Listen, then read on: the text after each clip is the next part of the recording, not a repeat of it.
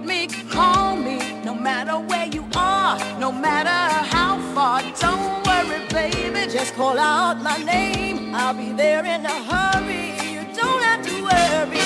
But baby, there ain't no mountain high, no mountain high enough. Ain't no valley low, no valley low enough. Ain't no river wide enough to keep me from getting to you, baby. Olá, bem-vindos ao Sintonizando Saúde, é sempre muito bom estar aqui com vocês. E nós vamos continuar hoje a falar sobre as controvérsias sobre o alho e a cebola e a questão de misturar o alho e a cebola na mesma refeição.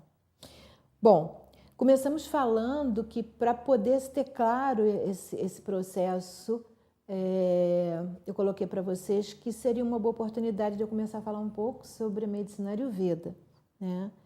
E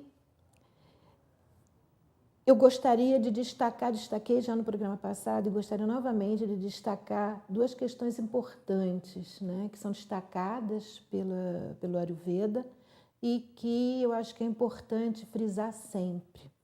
Que seria, a primeira questão seria ter claro na nossa consciência de que, apesar de se falar comumente, né, o que já é um bom começo, né, para quem não percebe isso, que nós somos o que comemos, nós ampliarmos essa colocação e percebemos que, na verdade, nós somos o que digerimos, né?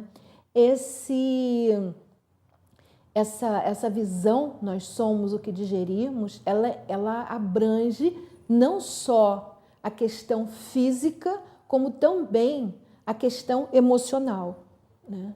Então, das duas formas, tanto fisicamente falando como emocionalmente falando, nós somos o que nós digerimos, né? Bom, essa ciência, o Ayurveda, apesar de ser uma ciência muito antiga, na verdade ela se perdeu, eu falei isso no último programa, eu só estou repassando isso porque são conceitos importantes. Ela se perdeu ao longo dos tempos e, na verdade, quando você fala em Ayurveda hoje, quando você cita a medicina Ayurveda, quando você fala sobre ela, você está falando de um novo paradigma, porque ela é muito diferente do que se vive hoje em dia. E isso está sendo resgatado, né? Mas, de qualquer forma, é um paradigma novo, em que você começa a perceber o homem não como uma coisa estática, mas um homem como sendo um ser, né, dentro de um universo, e que não só o fato dele estar dentro de um universo, mas ele mesmo sendo o universo ele mesmo, em que não pode funcionar aos pedaços, né? Essa visão holística, essa visão do ser humano como um todo, imerso dentro de um outro todo, né? Isso é um conceito que nós temos que resgatar isso, porque está muito perdido nos dias de hoje, né? E a outra ideia também, que é muito importante nós termos claros, é que nós fomos criados para sermos saudáveis e não para sermos doentes. A coisa é o contrário, né? Ou seja, o ser humano, quando fica doente, é uma forma de mostrar para ele que ele está no caminho errado de ser saudável, porque esse saudável implica não só a questão física, mas também a questão emocional. Então, quando você não está saudável, aquilo ali é uma forma de te alertar, né? De te chamar atenção para que alguma coisa não está funcionando emocionalmente como deveria. Você não está trilhando o caminho correto. Então, aquilo é uma proposta divina para que você retome o caminho correto, o seu caminho, né? Que cada um tem um caminho, somos seres individualizados, né? Então, é importante que se tenha essa noção. A doença não vem como se fosse um castigo, como muita gente pensa, como se fosse uma coisa inevitável, que fizesse parte de um destino estático, em que tudo está já programado e acertado. Não é por aí. A doença simplesmente faz parte de um processo, de um mundo que está constantemente em movimento, em evolução, e faz parte do processo da vida de cada um como sendo um estímulo à transformação, né? De modo que a gente possa perceber, né, o que não está, quer dizer, o tipo de doença que a gente tem, o órgão que está com problema, tudo isso são dicas que a gente tem, que nós temos para podermos voltar a trilhar o caminho verdadeiro, né? Bom, falamos então na primeira abordagem, que seria a energética, e aí nós mostramos que, segundo a filosofia Ayurveda, tudo foi criado pela interação dos 5 elementos básicos. Aí vem a imagem número 1, que vocês vão perceber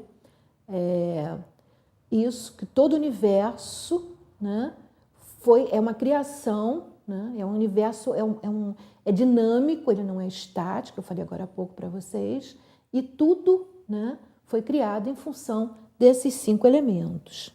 Bom, esses 5 elementos, nós falamos que eles se combinam, formando os doshas, os chamados doshas, que seriam Vata, Pitta e Kapha, e que são os padrões, formam em cada pessoa um certo padrão da criação, né? E quando nós, no decorrer da nossa vida, em função das experiências que a gente passa, altera esse padrão que nós tivemos, esse molde de criação original, né? Aí nós ficamos doentes, temos problemas de saúde, vários tipos de problemas. Bom, em seguida, nós falamos que, além dos doshas físicos, existem também os 3 doshas mentais, que seriam Sattva, Rajas e Tamas, chamam os 3 gunas, né? Mostramos a existência desses 3 gunas como um processo, exatamente como sendo o processo, a gente vê exatamente pelo crescimento dessa flor, como sendo o processo de crescimento, né, de evolução de cada ser humano, né? E aí, para que eu mostrei isso? Para a gente perceber que tudo, porque eles são os doshas mentais, né? Então, quem conduz esse processo é exatamente o nosso estado interno.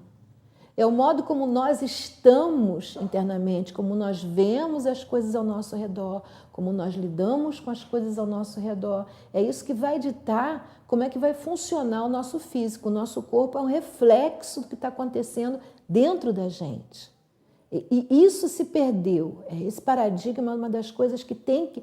O paradigma contemporâneo percebe o ser humano como uma coisa estática e desmembrada, né? Mesmo quando se fala muita coisa, fala isso, você, no fim, a pessoa sempre diz, pois certas doenças realmente são emocionais. Não são certas doenças.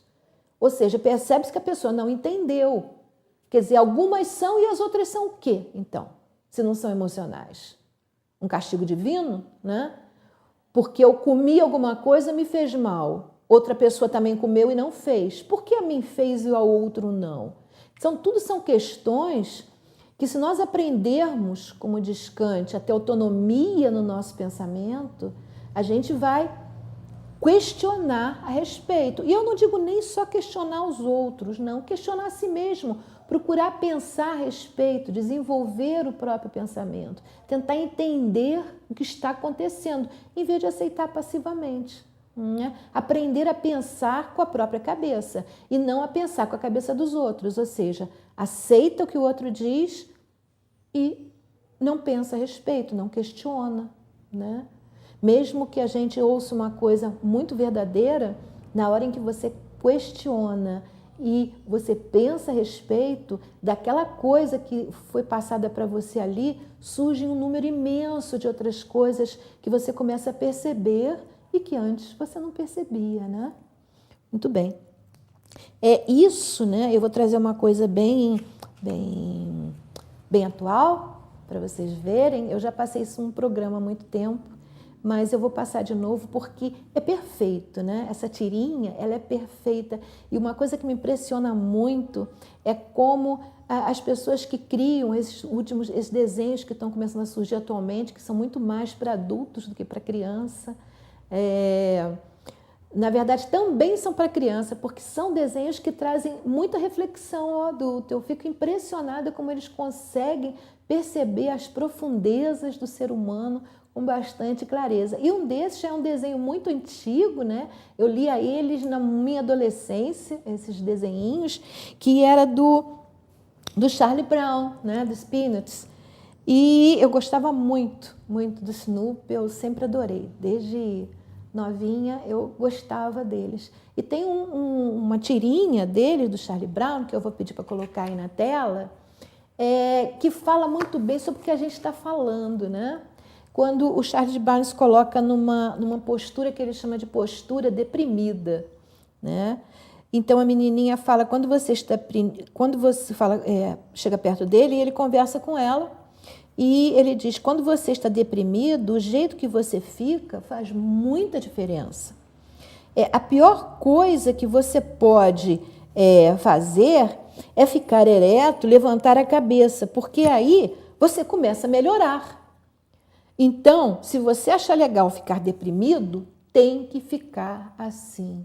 Eu acho que isso, de uma certa forma, sintetiza o que eu estou tentando falar para vocês, sintetiza o processo que eu narrei na semana passada para vocês, do Sattva, do Rajas e do Tamas. Ou seja, é um processo em que, se você tem um problema, qualquer que seja a situação, se você quer ter um progresso na sua patologia, na sua evolução, na sua depressão, na sua ansiedade, seja o que for, é fundamental. Como é você que está com o processo, né, que está te causando aquilo, é fundamental que seja você, né, a entrar num processo de solução dele. Sem a sua participação, né, nós nunca vamos conseguir sair de um processo, seja ele qual for, sem que nós estejamos presentes no resultado desse processo. Não existe isso, né? Então, esse processo que no caso começa em Tamas, vai para Rajas, em Sattva, exatamente, você vai passando por esses 3 estágios, né? Do estágio de Tamas, que é o estágio da inércia, que é o estágio em que você tem que reconhecer o seu próprio sofrimento, você tem que enfrentar essa dor reprimida que está provocando ou uma depressão, uma angústia, ou uma patologia mesmo, né?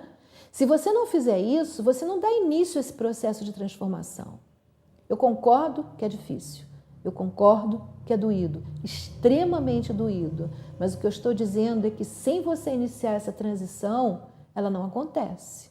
Então, você vai ter, se você optar por um processo ilusório, tomar alguma coisa que esconda isso mais lá dentro de você ainda, tudo bem, é uma opção válida, mas você tem que ter consciência de que você vai ter que conviver com isso no decorrer da sua vida.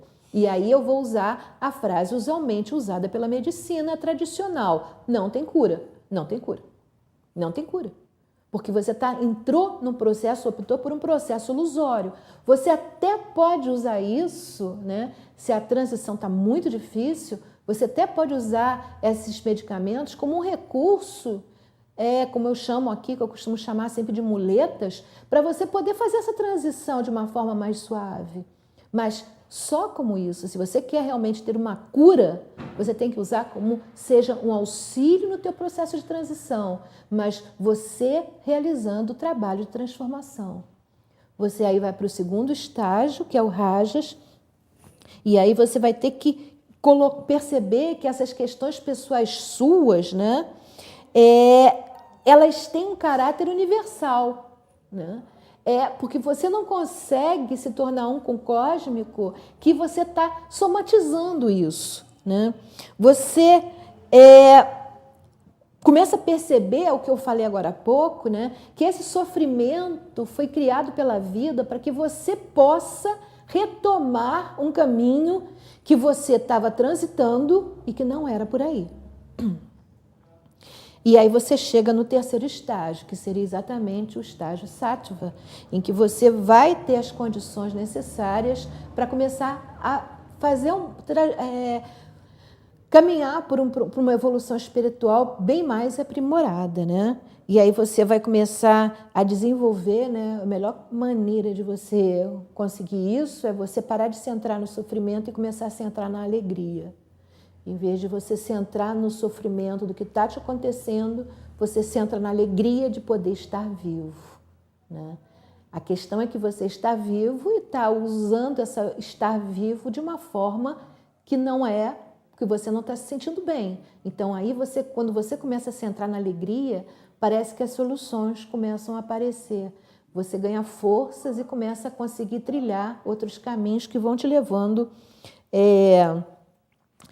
a trilhar isso. Na verdade, você começa a deixar de lado esse caráter individual e começa a entrar, desenvolver um caráter coletivo. Você começa a entrar em comunhão com Deus. E aí tudo está resolvido à medida que você consegue isso. E nós falamos isso tudo para quê? Para começarmos a entender a primeira colocação, que é a parte energética, do que se fala do alho e da cebola. O alho, tanto o alho como a cebola, são considerados alimentos rajásicos. Eu comecei a falar sobre isso e cheguei a explicar que, independente, né, de existirem alimentos rajásicos, o alho e a cebola é um deles, são dois deles, no caso, as circunstâncias em que você se alimenta podem transformar qualquer alimento em alimento rajásico. Ou seja, são tipicamente rajásicos, estados rajásicos, você estar aborrecido, você está perturbado, você está agitado, você está com raiva. Se você se alimenta, né, estando com essas emoções presentes, qualquer coisa que você se alimente vai entrar no seu corpo com essa energia, né? Isso é uma coisa que é importante. Quando se tem a ideia do todo, quando se consegue perceber o todo e não as partes individualmente, começa a se perceber isso, né? Existem também os alimentos tamásicos, né? Que é o outro estado que a gente viu, que é o estado, no caso, a inércia, né? O primeiro que a gente falou no processo de evolução. No caso, comida velha. Por isso a tendência no Ayurveda de fazer sempre a comida fresca, no máximo, de um dia para o outro. Não se usa comida mais do que isso. Comida rançosa, comida artificial, feito com coisas industrializadas. São alimentos, qualquer alimento desse jeito é um alimento tamásico. Não importa, se você compra um alho, que ele vem cheio de aditivos químicos, ele é tamásico, né? Sem sombra de dúvida. O alho, no caso, também seria, mas vamos pegar um alimento que não tem nada a ver, você come um alimento que seja extremamente saudável, você vai comer uma fruta. Mas se você comprou essa fruta feita de forma industrializada, né, ela passa a ser tamásica, né? Esse aditivo industrializado, ele é tamásico, tá? Também é considerado tamásico qualquer alimento vindo de qualquer animal morto, também é tamásico, né? E também comida enlatada, comida também considerada artificial. Bom, aí vamos tentar fechar essa abordagem energética. Eu vou passar para vocês como seria essa visão. Se você está num processo já em que você não se encontra doente, você não tem doenças, e você já se encontra num processo de desenvolvimento espiritual realmente, eu vou dizer, não, você não deveria, né, não seria aconselhável você usar o alho e a cebola, porque ele vai embotar, né, quando você sentar para meditar, a dificuldade que você chega lá, mas a dificuldade é maior, tá? Acontece que nós estamos falando aqui do alho e a cebola como um processo terapêutico. E aí, no caso, o alho e a cebola, mesmo energeticamente falando, ele não vai fazer mal. Ele simplesmente faz parte, no caso, eu expliquei para vocês que esses três processos, né, o processo tamásico, depois o rajásico, depois o sátivico, eles são processos, passos de uma evolução. Então, o alho da cebola, na verdade, ele é um alimento, sendo um alimento natural, ele não vai interromper, digamos, um processo de evolução que você tenha, a não ser que você já esteja num nível muito avançado, em que ele vai embotar um tanto quanto o teu pensamento. Isso é verdade.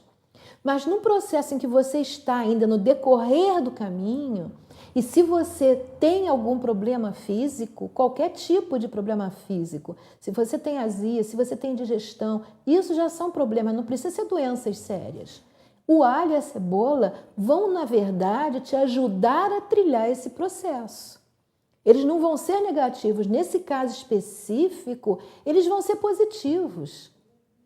Seria muito mais aconselhável, seria o ideal, na verdade, uma pessoa, por exemplo, com algum desses problemas, que toma uma alopatia, que essa sim é altamente prejudicial em vários sentidos, inclusive no energético, tá? Se ela usa o alho e a cebola, ela está usando um método de cura natural, em que a interferência que vai ter, o embotamento cerebral que vai ter, vai ser mínimo comparado a que um outro remédio que bloqueia um monte de circuitos no seu corpo, né? Então, a não ser que a pessoa esteja num estágio avançado de evolução espiritual, eu não vejo sentido ter essa preocupação com alho e a cebola como uma questão energética dele. Tá? Se for o contrário, sim. A pessoa está num caminho bom, está indo bem, fisicamente está com uma boa evolução, espiritualmente está entrando por um caminho positivo, não tem por que realmente. Ela pode usar outras formas, né, de tempero. Por que não? Não teria lógica ficar afirmando nisso, mas aí não seria só a questão do alho e da cebola, isso é que eu deixei claro. A maneira como ela come os outros alimentos, né? Por isso eu estou partindo do princípio que uma pessoa já está num certo estágio espiritual, né? Se você está num estágio de doença que te provoca certos estados de raiva, de angústia, se você usar o alho e a cebola, muitos desses estados vão ser curados. Então, a interferência energética vai ser menor do que se você não comê-los, né, e insistir em continuar nesses estados de angústia, todos esses estados não positivos, né? Então, eu não sei se eu deixei claro, mas se eu não deixei, as pessoas podem retornar, né, colocando. A gente vai falar agora, entrar na parte física. Mas o que eu queria deixar é claro isso, é uma questão de entender onde está a questão, né, e optar, perceber como eu estou e do que eu preciso, né? Qual é a minha necessidade neste momento. Isso é importante, por isso é importante entender bem o processo, para saber como lidar com ele, né? Eu falei, se alguém tiver dúvida pode escrever, eu quero pedir desculpas porque algumas pessoas eu ainda não respondi, semana passada eu até me perdi um pouco, mas eu com o tempo devagar vou não só respondendo a todas, mesmo que seja dizendo que eu vou falar no programa, né? Mas também vou falando no programa as coisas que eu tenho prometido que eu vou falar. Eu não esqueci em absoluto, só que tem que se ter eu tento encaixar as necessidades, né, das pessoas que me procuram, mandam e-mail, telefonam, mandam inbox na página. Eu tenho tentado conjugar isso com uma certa sequência nas coisas que eu vou falando no decorrer dos programas, né? Mas, de qualquer forma, fique claro que eu não esqueci de ninguém. Bom, então, vamos passar agora para a abordagem física, tendo noções claras, eu espero que sim, das questões energéticas do alho e da cebola, né? De como ele pode ser muito útil para a nossa saúde, mas que em estágios de pessoas que já estejam com problemas físicos em andamento de solução e que estejam se dedicando mais especificamente à questão da meditação, já não só para cura, não usar a meditação como eu tenho ensinado para vocês, para um processo de cura, mas mais como um processo de crescimento, de expansão espiritual mesmo, né? Aí sim, eu poderia dizer que não seria legal usar o alho e a cebola, né? No Ayurveda, por exemplo, se usa muito o alho poró, mas o alho poró também é da família da cebola, então, né, não muda muita coisa. Bom, Na abordagem física, eu falei já, eu adiantei no programa passado, que eu consultei, não só na Ayurveda, consultei o Dr. Vassantilati, eu tenho toda a bibliografia dele, ele não tem tradução, só tem um livrinho, que aliás é bom, posso até, depois eu vou trazer para vocês e recomendar, que é o único que está traduzido, mas eles têm trabalhos, é um dos maiores especialistas no mundo em medicina Ayurveda, atualmente está nos Estados Unidos e ele viaja muito para a Índia, que até na própria Índia ele dá cursos, né, nas universidades. E consultei ele, o Dr. Vassantilati, consultei a esposa dele, o livro dela sobre alimentação, a doutora Usha Lad. Consultei outros especialistas em nutrição Ayurveda, a doutora Morningstar, a Urmila Desai. Não achei nada sobre a questão física da incompatibilidade da cebola com alho. Consultei textos acadêmicos ocidentais, né? Nada, não existe nenhum trabalho que fale da incompatibilidade entre os dois alimentos. E, na verdade, encontrei muitas receitas, inclusive nesses livros que eu citei, dos especialistas em alimentação Ayurveda, encontrei receitas usando os dois juntos, né? Muitas, inclusive, para refogar inicialmente. Né? Não encontrei muitas, porque não é em toda a região da Índia, não é o alho, principalmente, não é assim tão divulgado por uma questão regional, não tem tanto assim lá. Né? Mas encontrei algumas, então não existe nenhum problema realmente sobre o uso deles, que podia não estar escrito, mas tem, mas eles usam nas receitas. Bom, chegando um pouco aqui na questão ocidental, né? Eu achei que era legal falar para vocês. Eu fui olhar o livro dele, e aí quando eu estava olhando, né, eu fui procurar isso no livro dele, quando eu achei umas coisas interessantes, e como existem muitas pessoas, né, que me assistem mesmo com problema de câncer, eu achei que era uma leitura interessante. É uma leitura, ele fala de uma forma simples e fala muitas coisas boas, ensina literalmente muitas coisas boas. É o Dr. Servan Schreiber. Eu trouxe aqui o livro dele, um dos livros dele que eu achei, no caso, mais interessante, ele tem outros. Tem uma... Vai vir já uma imagem dele. Bom, ele escreveu esse livro, que está aqui. Esse livro se chama Anticâncer, Prevenir e Vencer usando Nossas Defesas Naturais. Ele é um médico francês e ele mostra como prevenir e vencer o câncer usando métodos naturais, exatamente. Ele diz textualmente, está aí essa frase, esse texto eu vou ler para vocês. Ele diz que o câncer é uma doença causada pelo crescimento desordenado de células que sofrem alterações, ou seja, células anormais. E ele diz, inclusive, o seguinte: todos temos um câncer dormindo em nós. Como todo organismo vivo, nosso corpo fabrica células defeituosas permanentemente, mas nosso corpo é também equipado com múltiplos mecanismos que lhe permitem detectá-las e contê-las. Tá? Na verdade, temos tudo dentro de nós, em possibilidades, né? A probabilidade de que aconteça é que é a questão do problema, né? E a gente já pula um pouquinho para física quântica, né? Então, as pessoas muitas vezes elas, tive não sei o quê, mas olharam, não é.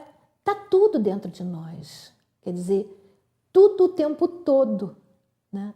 Mas não é para a gente se sentir como se tivesse com uma espada em cima da nossa cabeça. A ideia não é essa. A ideia é de que se eu estou bem, nada me alcança. Então, a única, eu não vou dizer preocupação, porque a gente não deve ter preocupação, mas a única coisa que nós temos que procurar vivenciar é estar bem. Só isso. Não tem com que se preocupar com mais nada. Mesmo porque, se o que vem não é isso, é aquilo. A pessoa às vezes se preocupa tanto com certas doenças e às vezes vem uma depressão, uma angústia tão violenta. Vocês veem hoje em dia, está começando a ficar comum se ouvir falar em suicídio, né? E às vezes não tem nenhuma doença digamos, física, não é portador de um câncer ou de alguma doença que tem a perspectiva de que vai morrer logo. Não. Então, não existe essa coisa que a gente tende a fazer na nossa medicina alopática, que é colocar um nível de, digamos, de gravidade na doença. Eu não discordo que uma doença que já esteja num tal estado de evolução que a gente que está evoluindo mais rapidamente, é claro que você tem que ter um cuidado maior, é óbvio, mas na verdade essa ânsia, né, só vai atrapalhar. Esse cuidado maior, ele tem que ter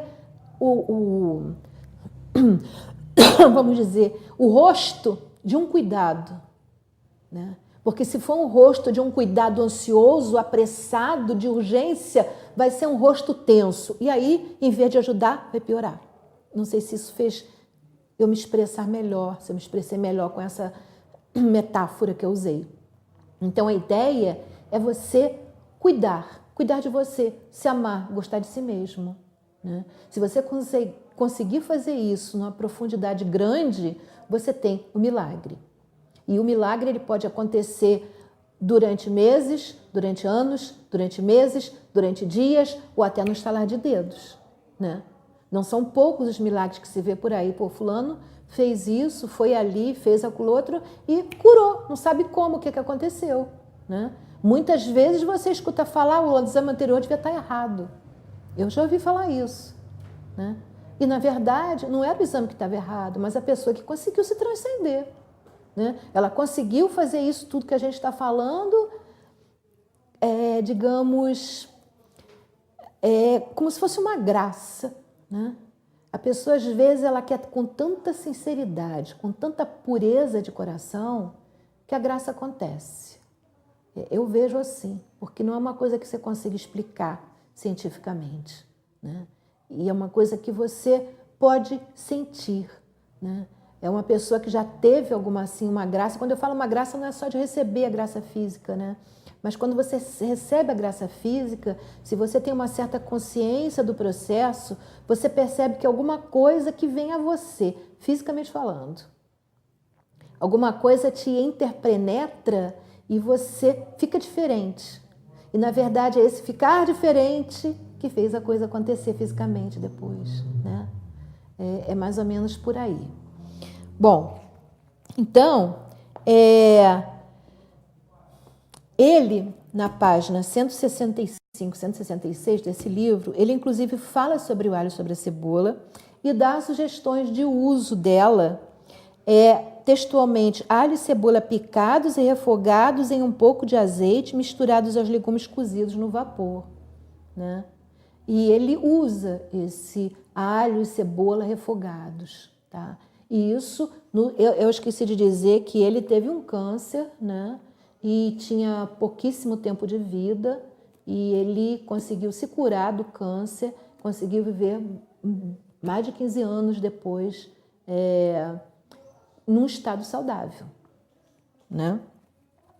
Bom, ele sugere ainda uma coisa que no Ayurveda, eu já falei aqui uma vez, e quando falar depois sobre temperos eu vou frisar isso, que é assim, um dos temperos que eu considero mais importante no Ayurveda e vende em qualquer mercado, vocês podem comprar, é a cúrcuma. E no próprio pacotinho, que é cúrcuma ou açafrão da terra, em alguns lugares se conhece como açafrão da terra.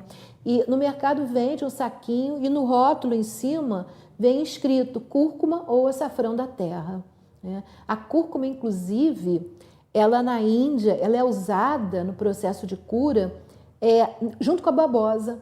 Por isso que eu aconselho as pessoas que compram babosa comigo, eu aconselho a pegar na babosa, na hora que for tomar, botar um pouquinho de cúrcuma em cima e tomar, né? Lá eles misturam e fazem já um produto pronto da mistura com a mistura dos dois. Então aqui, como ele não vem com a babosa, não vem com cúrcuma, você, na hora que você coloca, né, coloca um pouquinho de cúrcuma em cima e funciona muito bem. Eu coloquei, para falar na babosa, eu coloquei no Face alguns livros, mas eu depois vou passar aqui no programa, né? Que hoje não ia ter a ver com o assunto, alguns livros para quem quiser pesquisar a respeito da babosa, porque realmente eu considero assim uma grande muleta no processo de recuperação, tanto física como emocional. É impressionante, em vários sentidos. A babosa é uma coisa assim fantástica, porque eu coloquei até lá no Face do Sintonizando Saúde, que quando você lê assim o livro do Frei, você vê assim escrito um monte de doença e você pensa, pô, é uma panaceia, curar tudo. Mas a questão é que ela limpa o sangue, o intestino e os capilares. E as nossas emoções, elas também estão presentes no sangue. Então, por isso é que ela funciona emocionalmente também. Eu digo que realmente, para mim, a babosa foi uma coisa fantástica, há mais de 14 anos. Desde que o Frei fabrica, eu a tomo. E para mim foi muito bom. Me ajudou muitas transições da minha vida. Eu tenho certeza que foi ela que me ajudou a fazer, me ajudou a superar. Bom, eu fui também consultar o Dr. Deepak Chopra. E o Dr. Deepak Chopra fala as mesmas coisas também sobre a questão do uso no refogado. Mas ele fala uma outra coisa que eu achei interessante falar para vocês, que são as precauções que se tem que ter com o uso do alho e da cebola. Na verdade, o alho e a cebola, eles seguem os seus efeitos terapêuticos, né? Então, uma pessoa que esteja tomando a cebola e o alho, o alho, principalmente, ele normaliza a nossa pressão arterial. Uma pessoa que tem um processo de hipertensão, né, tomando o alho, vai normalizar ela, né? O que não significa que se a pessoa tiver hipotensão não possa comer alho, não é isso, ele normaliza. Mas se a pessoa tiver um processo hipertensivo e estiver tomando remédio para hipertensão, né, ela pode correr o risco, tá, do efeito desse remédio ser exacerbado. Então, tem que ter cuidado quanto a isso, né? Tem que ter atenção quanto a isso, né? Porque, na verdade, ele vai somar efeito ao efeito que o remédio já está fazendo, né? Por isso, o próprio Deepak Chopra sugere o uso diário de alho para reduzir, isso é textualmente dele, para reduzir o uso de medicamentos, né? Porque com o uso do alho você já vai conseguir fazer o equilíbrio. Ele fala no caso dos remédios de pressão e no caso dos anticoagulantes também. São os dois casos. Dos anticoagulantes, é a mesma coisa. Então ele fala da possibilidade de você usar o alho e começar a reduzir o uso do remédio, né? E quem quiser manter a mesma quantidade do uso do remédio, então vai ter que realmente prestar atenção, porque normalmente pode acontecer de ela descer demais, exatamente porque a tendência do remédio, o alho vai normalizar, mas o remédio vai fazer descer. Se ela normaliza pelo alho, ela vai ficar baixo demais, tá? Nos anticoagulantes, a ideia é a mesma. Ele também aconselha, diz que tem dado resultados fantásticos, o uso do alho no caso de úlcera péptica. Ele diz que os resultados têm sido muito bons e ele aconselha lá que a pessoa, antes de correr para o uso de uma alopatia, que tente fazer o uso do alho, que ele diz que ele tem tido muitos casos de cura com o uso do alho e evita que a pessoa tenha que usar, né? Que no caso, se ela for, segundo ele, para a medicina alopática, vai ter que usar antibióticos. No caso da úlcera, ele diz que tem que ter, no mínimo, 2 dentes de alho diário, né, para poder começar a fazer efeito de cura, realmente.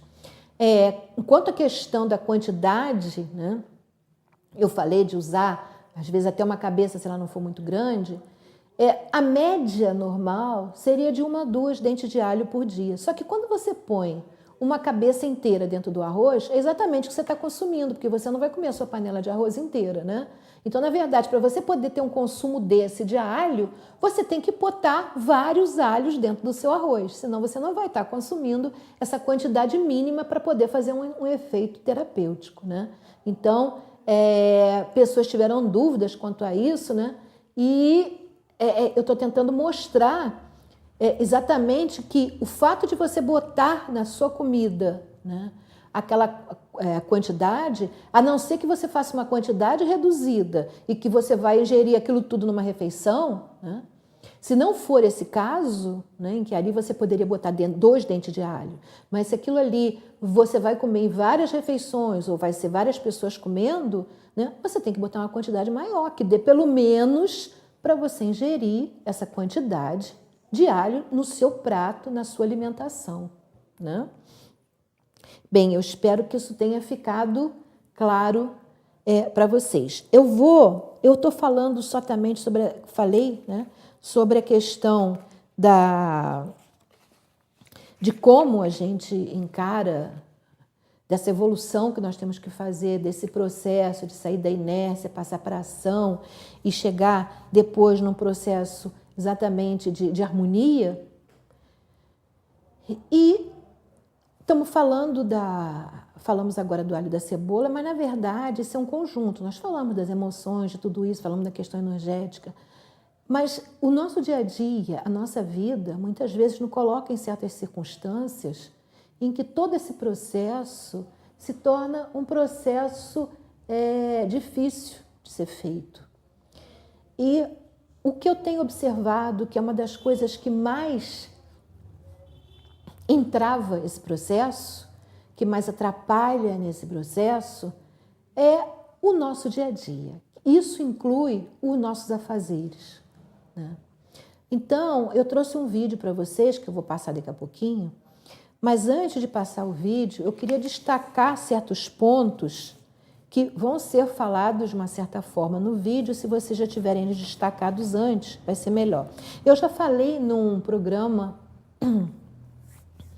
alguns programas atrás, sobre isso. Então, eu vou falar rapidamente, apenas para que fique claro, eu vou tomar isso para que fique claro na cabeça de vocês como é o processo, para vocês possam avaliar o próprio processo de vocês, né?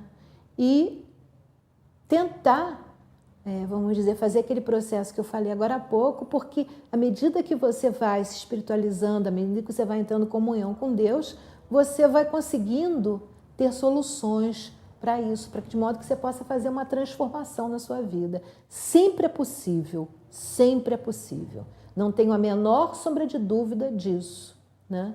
A questão é a gente ter calma e clareza para poder perceber qual o caminho que a gente tem que trilhar para poder proporcionar essa mudança. Porque se a gente for atabalhoadamente, vai ser como aquele cãozinho que eu já passei um vídeo aqui, né?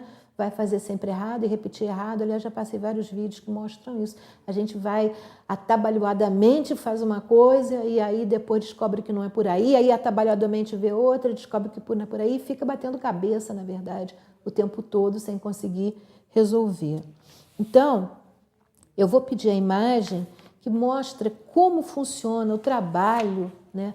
A nossa interação com o nosso afazer, né, com o nosso trabalho, que pode ser até um trabalho doméstico, né? A dona de casa que está em casa está trabalhando, é o seu trabalho, é a sua função, né? É o seu dom, né?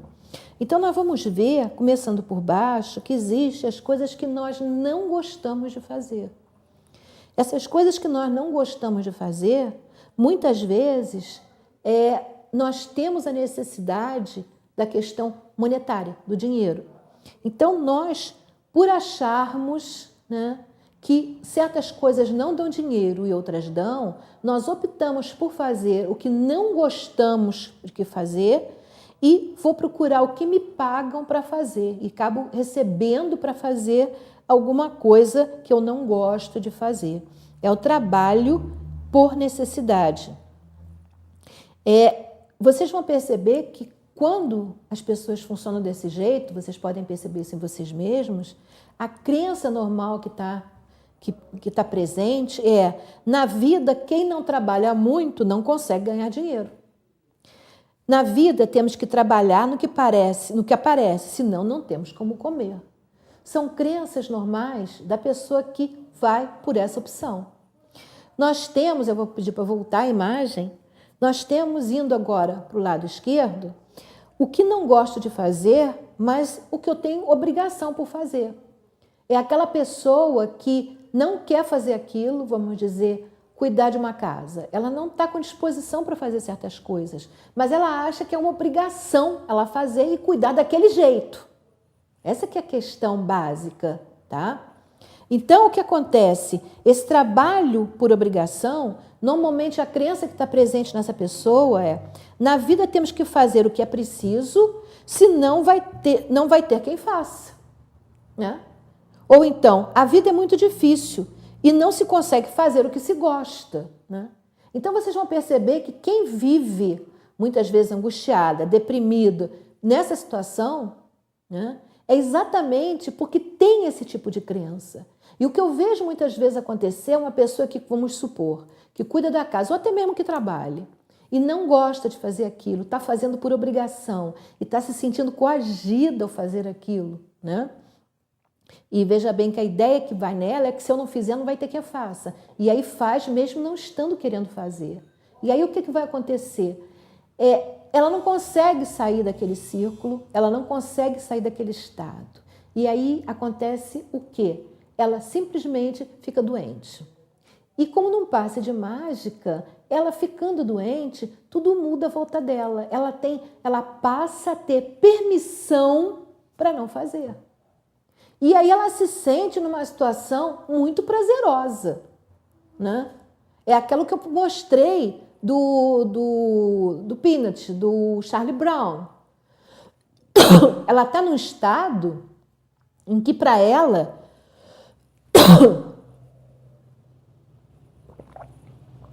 passa a ficar cômodo. Por quê? Porque ela pode não fazer aquilo que ela não quer fazer e ninguém vai criticar. Na verdade, esse processo que eu estou falando está na cabeça dela. Eu concordo que, externamente, se ela deixar de fazer muitas vezes, as pessoas vão reclamar. Mas se ela souber encarar essa reclamação e se posicionar com clareza, essa situação muda. Mas como isso está na cabeça dela, como ela se sente na obrigação de fazer, cada vez que alguém reclama, na verdade o que ela está fazendo, aceitando aquilo de cabeça baixa, é dando suporte àquela situação. E aí quando ela fica doente, essa situação muda. Quem reclamava agora não pode reclamar mais, mesmo porque quando reclama eu estou doente, eu não tenho condição de fazer isso. E aí acontece que a doença passa a ser uma situação extremamente confortável. E, na maioria das vezes, a pessoa começa a não desejar mais sair daquele processo, porque ela não deseja perder as regalias que ela tem naquele processo. Eu vou pedir a imagem novamente para eu continuar, para vocês poderem entender como funciona, que agora a gente vai para o outro lado. Na parte de cima, nós vamos ter o que eu gosto de fazer. Quando a gente começa a mudar a percepção da vida, quando a gente começa a ter consciência, né, de nós mesmos e começarmos a nos perceber o que está à nossa volta. Na verdade, quando você gosta de fazer, você tem duas possibilidades. Você pode trabalhar por amor. Normalmente, pessoas com a crença de que a vida é importante, fazer tudo com amor. São esse tipo de oportunidades que vão aparecer para essas pessoas. Elas vão aparecer para elas a oportunidade de fazerem coisas que elas gostam e com dedicação.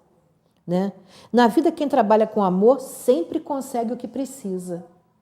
Então, pessoa que pensa dessa forma, ela vai ver surgir para ela coisas que ela vai fazer com prazer e vai fazer com dedicação, com amor. Já do outro lado, a gente vai ver quando a pessoa gosta de prazer, mas tem vocação. Trabalha por vocação, que a gente chama de vocação. Então, aí essa pessoa ela vai conseguir juntar o fato dela ser remunerada, dela receber dinheiro, né? E ela vai poder estar fazendo aquilo que ela gosta, né? Então, pessoas desse tipo pensam, na vida é importante gostar do que se está fazendo. Na vida, sempre se tem sucesso quando se faz o que se gosta. Se aquela pessoa lá que faz o que não gosta, que detesta fazer para ganhar dinheiro, em vez de pensar da forma como ela pensa, pensasse dessa forma, com certeza surgiriam para elas oportunidades de trabalho para ela fazer o que ela gosta, gostando do que ela faz. Por vocação. E aí nós teríamos, uma primeira coisa que aparece, é que você vê hoje um sistema em que nós temos as pessoas trabalhando de forma ineficiente, sem competência. Nós vemos erros grandes em muitas coisas, né? Coisas grandes, eu já vi no Rio de Janeiro, por exemplo, lançarem esquemas, quando houve um esquema de mudança imensa de trânsito, em que ia ser, isso eu vi pessoalmente, e que iam ser colocados adesivos em todos os pontos de ônibus do Rio de Janeiro, eles colocaram todos os adesivos estavam errados. Isso eu vi. E a coisa foi inaugurada, chegou no dia de manhã, quando tudo foi aberto ao público, estava tudo errado, numa região imensa, né? O que é isso? Por que acontece? Com certeza, se as pessoas envolvidas nesse trabalho gostassem do que estão fazendo, fizessem por dedicação, existe um prazer, uma alegria de quando você faz alguma coisa realmente com dedicação, por vocação, quando você faz aquilo com amor, você tem um prazer, uma alegria de ver aquilo concretizado, que aquilo vale mais do que a remuneração que você ganha. O prazer que te traz, por isso você vê pessoas, às vezes, riquíssimas, né, ocupando certos cargos e fazendo certas coisas, e que não param nunca, e que têm um amor imenso àquilo que fazem. Porque a remuneração muito maior que elas recebem do que o dinheiro, que na realidade elas não precisam porque já tem muito, é a alegria de concretizar um projeto e de ver aquilo pronto, né? Essa alegria não tem dinheiro que pague. Só essa alegria já traz um estado de saúde excelente, né? E quem consegue manter isso, consegue se sustentar saudável, né, em cima disso. Muitas pessoas dizem, se eu tivesse dinheiro eu não trabalhava mais. E quantas pessoas têm muito dinheiro, né, e continuam trabalhando, muitas até exaustivamente. Mas aquilo não é cansativo para elas se elas estão fazendo o que elas gostam, o que elas amam fazer. Essa é a questão. Porque só é cansativo se eu não gosto, né? Vocês podem avaliar por vocês mesmos. Qualquer coisa que vocês façam, que vocês estão gostando muito de fazer, às vezes é trabalhoso, até fisicamente cansativo, e no fim você pode até estar cansado fisicamente, mas você está satisfeito, está alegre, você não está exaurido. É muito diferente, né? Você faz aquilo e se sente muito mais rejuvenescido, muito mais alegre, muito mais disposto, né? Muito mais vivo. Vivo, essa é a questão. Então, o caminho, né, é mais ou menos por aí, é tentar conciliar isso. E aí vai surgir o primeiro problema, que é o mais difícil de todos. Vocês podem achar que não é verdade o que eu vou falar, mas é. Se vocês sentarem e pararem para pensar o que eu gosto de fazer, vai ser o primeiro problema grande que vocês vão ter que enfrentar.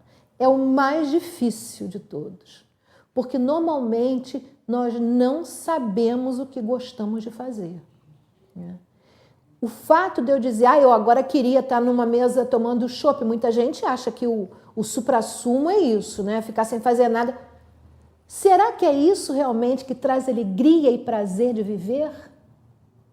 Essa pessoa faz isso e no dia seguinte tem que voltar para fazer isso e tem que voltar para fazer isso, e a angústia dela muitas vezes é imensa, não consegue, tem que estar fumando, tem que estar bebendo.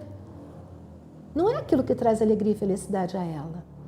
Ela não consegue simplesmente acalmar, se sentir bem. Não é um projeto que você está concretizando, que está te trazendo uma alegria da criação, né? Nós somos feitos à imagem semelhante de Deus, né? A grande alegria de Deus foi a criação dele, por isso nós existimos, né? Então a grande alegria nossa é a criação de algo, né? Quando eu falo criar algo, vocês não entendam só tatilmente falando. Um artista que pinta, ele está tatilmente falando e ali ele pode transcender, realmente, é uma criação.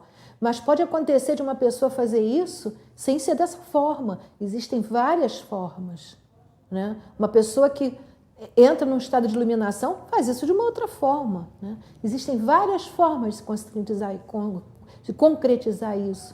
Muitas vezes você chega num local que às vezes ela tinha a mesma aparência de sempre e você olha, de repente, para o jardim e ele não é mais aquele jardim que está ali. Ele é como se fosse o paraíso.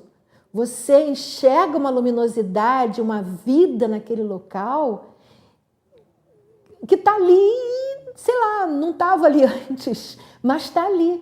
Ou seja, quem ultrapassou a porta foi você. O local é o mesmo, mas você ultrapassou uma porta e conseguiu enxergar aquilo numa outra dimensão. Isso também, isso não é tátil, né? Isso é uma coisa que está dentro, toma você inteira. A arte, quando você concretiza ela também, o artista, o verdadeiro artista, ele é tomado por inteiro, né? Aquela criação, ela não está fora dele, ela está nele. Daí você vê tantas criações e algumas serem realmente muito mais monumentais e que nos atingem muito mais do que outras. Porque, na realidade, quem está te atingindo é a energia, é a vida que está ali colocada naquele trabalho, né? Isso é arte, né? Então, eu espero que tenha ficado, eu peço que coloque de novo a imagem de novo, que vocês tenham claro para vocês, né, como é que funciona essa transição. E aí eu vou repetir uma coisa que no decorrer de toda a descrição eu falei. Se observarmos as pessoas que estão em cada uma dessas situações, né, eu pedia para botar as situações de novo, a imagem novamente, isso. Se vocês observarem cada uma onde se coloca e você se observar, você vai ver que cada uma pensa exatamente o que eu falei para cada uma dessas situações.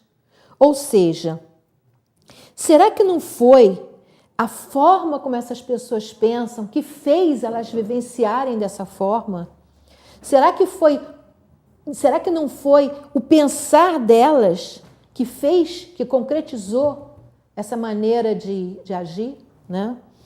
Então vamos observar e pensar um pouco a esse respeito, porque na verdade é o pensamento que vem primeiro. Foi o pensamento que veio primeiro e vamos em busca de um trabalho.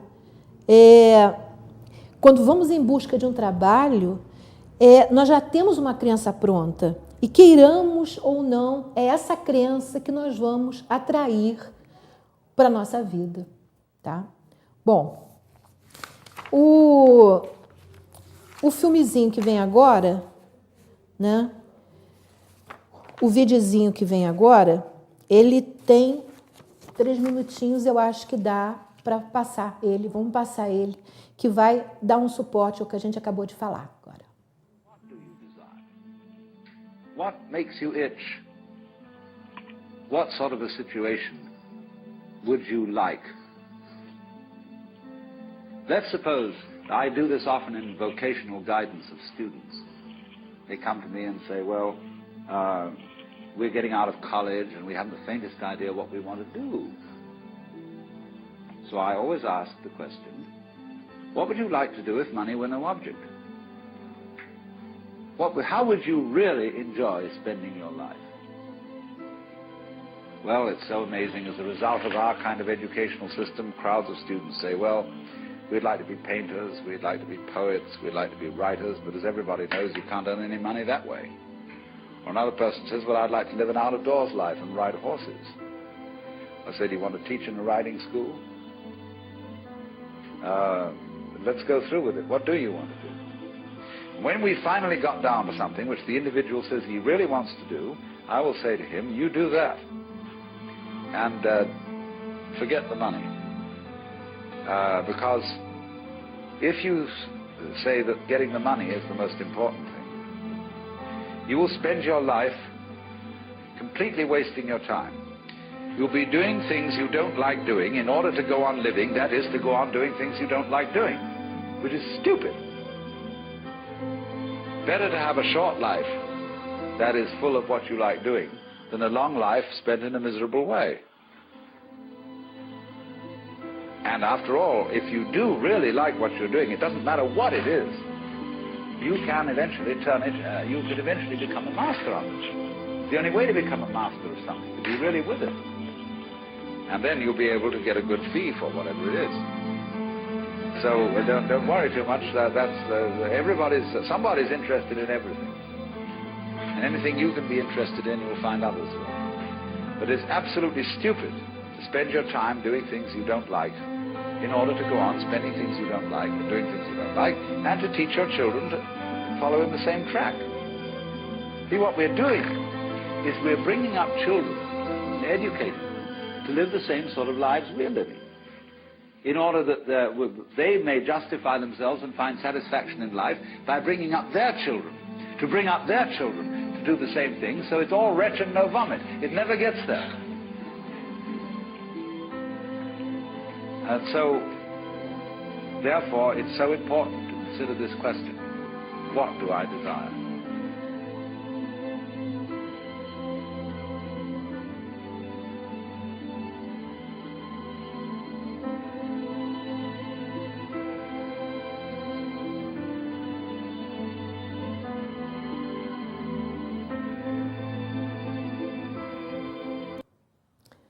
Bem, por hoje nós estamos terminando o nosso programa. No próximo programa eu vou comentar mais um pouco esse vídeo, complementando o que a gente já falou antes.